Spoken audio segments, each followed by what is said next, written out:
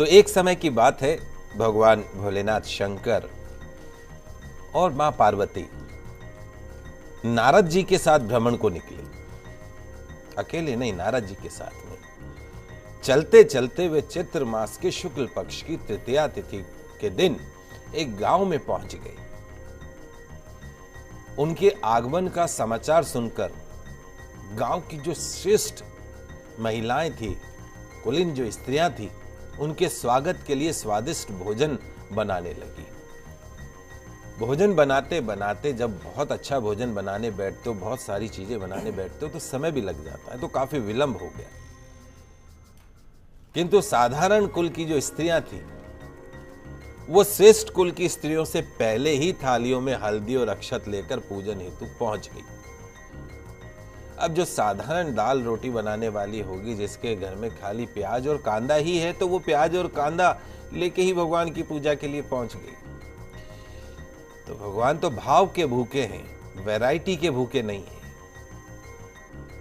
तो पार्वती जी ने उनकी पूजा भाव को, जो गरीब महिलाएं थी, उनको उनकी पूजा भाव को स्वीकार करके जितना उनके पास जो सुहाग रस था वो उनके ऊपर छिड़क दिया। तो जो गरीब महिलाएं थी वो अटल सुहाग प्राप्ति का वरदान पाकर धन्य हो गई।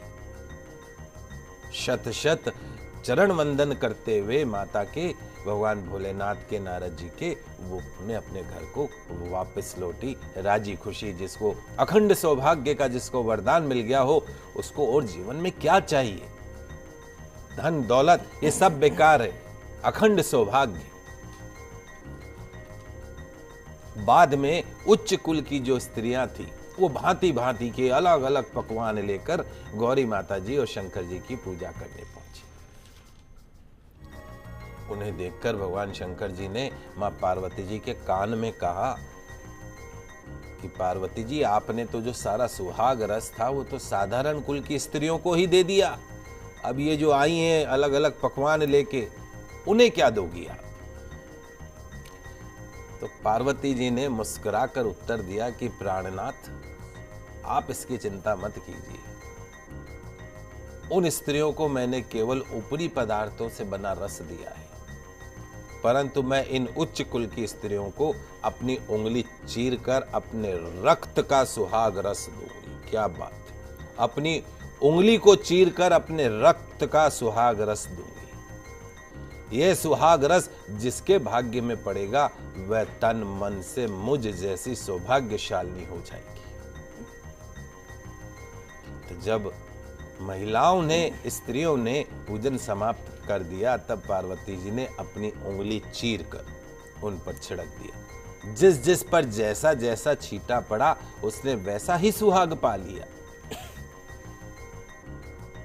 देखिए आप, भगवान जो है भोलेनाथ और मां पार्वती, वो उनकी पूजा से वो कितनी प्रसन्न होके वो कितना बड़ा आशीर्वाद दे देते हैं। तो इस कलयुग में तो हमने भगवान श्री भोलेनाथ को, शंकर को, मां पार्वती को तो पूजना ही लगभग छोड़ दिया है। कौन मंदिर जाए, कौन उस भोलेनाथ के शिवलिंग पे जल अर्पण करवाए? इसके बाद क्या होता है, भगवान शिव की आज्ञा से मां पार्वती जी ने नदी के तट पे स्नान किया और बालू के महादेव को बनाकर उनका पूजन करने लगी। पूजन के पश्चात बालू के ही पकवान बनाकर भगवान शिव को भोग लगाया। उसके बाद प्रदक्षिणा करके नदी तट की मिट्टी के माथे पर टीका लगाकर बालू के 2 कणों का प्रसाद पाया और भगवान शिव के पास वापस लौट आए।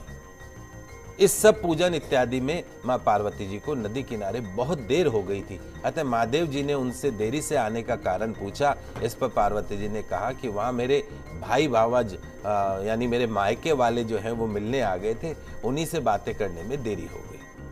परंतु भगवान तो भगवान थे, वे शायद कुछ और ही लीला रचना चाहते थे। अतः उन्होंने उनसे पूछा कि तुमने पूजन करके किस चीज का भोग लगाया और क्या प्रसाद पाया?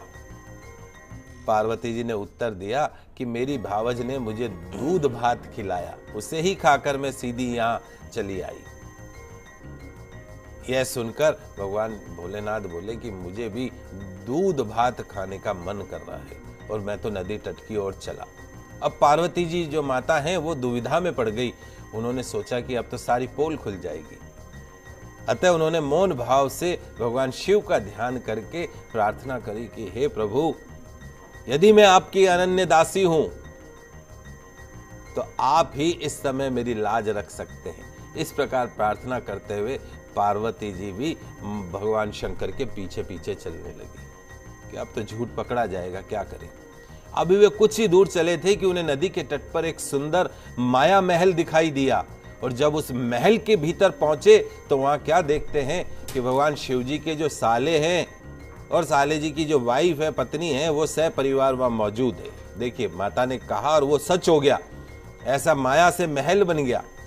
उन्होंने शंकर पार्वती जी का बड़े प्रेम से स्वागत किया। 2 दिन तक वहां रहे, उनकी खूब मेहमानदारी होती रही। तीसरे दिन जब माँ पार्वती ने शंकर जी से चलने के लिए कहा तो वो बोले कि नहीं भाई, बहुत दिनों बाद ससुराल आया हूँ, तो ससुराल में आराम करूंगा। जमाई राजा आए हैं तो ऐसे थोड़ी ना जाएंगे, अभी और रुकने का मन कर रहा है। तो माँ पार्वती जी कहती थी कि नहीं, ससुराल में ज्यादा दिन नहीं रुकना चाहिए। जो बार बार ससुराल जाते हैं उनकी इज्जत नहीं होती है।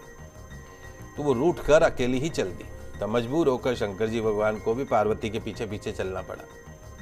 नारद जी भी उनके साथ साथ चल दिए। तीनों चलते चलते दूर निकल गए। शाम होने के कारण भगवान जो भास्कर है अपने धाम को पधार रहे थे, सूर्यास्त हो रहा था। तब शिव जी अचानक पार्वती से बोले कि मैं तुम्हारे मायके में अपनी माला भूल आया। पार्वती जी बोली ठीक है, मैं ले आती हूँ, किंतु शिव जी ने उन्हें जाने की आज्ञा नहीं दी। उस कार्य के लिए उन्होंने ब्रह्मपुत्र नारद जी को वहां भेज दिया। नारद जी ने वहां जाकर देखा तो उन्हें महल का नामो निशान तक नहीं दिखा। वहां तो दूर दूर तक घोर जंगल ही जंगल था। अंधकारपूर्ण डरावने वातावरण को देखकर नारद जी बहुत ही आश्चर्यचकित हुए। नारद जी वहां भटकने लगे और सोचने लगे कहीं वे किसी गलत स्थान पर तो नहीं आ गए। अचानक बिजली कड़कती है और नारद जी को जो माला है वो एक पेड़ पे टंगी हुई दिखाई देती है। सब भगवान की लीला है। नारद जी ने माला उतार ली और उससे लेकर डरते हुए कांपते हुए शीघ्र ही भगवान शिव के पास पहुंच गए और भगवान भोलेनाथ को अपनी सारी विपत्ति का विवरण क्या सुनाया। इस प्रसंग को सुनकर भगवान भोलेनाथ ने हंसते हुए कहा कि हे मुनि, आपने जो कुछ दृश्य देखा वो पार्वती जी की अनोखी माया है।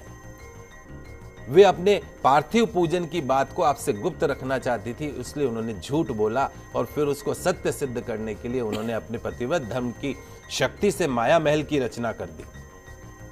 अतः सच्चाई को उभारने के लिए ही मैंने भी माला लाने के लिए तुम्हें दोबारा उस स्थान पर भेजा। इस पर पार्वती जी बोली कि मैं किस योग्य हूं। तब नारद जी ने सिर झुकाकर कहा कि माता, आप जो है पतिव्रताओं में सर्वश्रेष्ठ हैं। आप सौभाग्यवती आदि शक्ति हैं। यह सब आपके पतिव्रत धर्म का ही प्रभाव है। संसार की समस्त स्त्रियां जो है वो आपके नाम का स्मरण करने मात्र से ही अटल सौभाग्य, अखंड सौभाग्य को प्राप्त कर सकती हैं और समस्त सिद्धियों को मना और मिटा सकती हैं।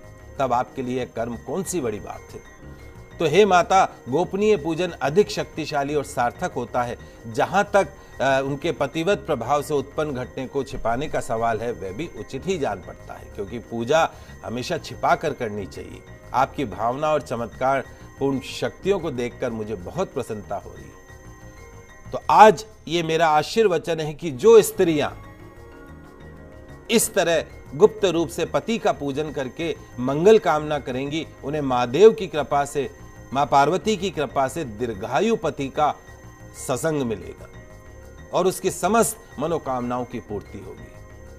आज के दिन आपकी भक्ति भाव से पूजा आराधना करने वाली जो स्त्रियां हैं उनको अखंड सौभाग्य प्राप्त होगा। यह कहकर नारद जी तो प्रणाम करके देवलोक को चले गए और भगवान शिव जी, पार्वती जी जो हैं वो कैलाश की ओर चल पड़े। चूंकि माता ने यह व्रत को छिपा कर किया था, उसी परंपरा के अनुसार आज भी जो स्त्रियां हैं, जो गणगौर का जो व्रत है वो पुरुषों से छिपा कर करती है।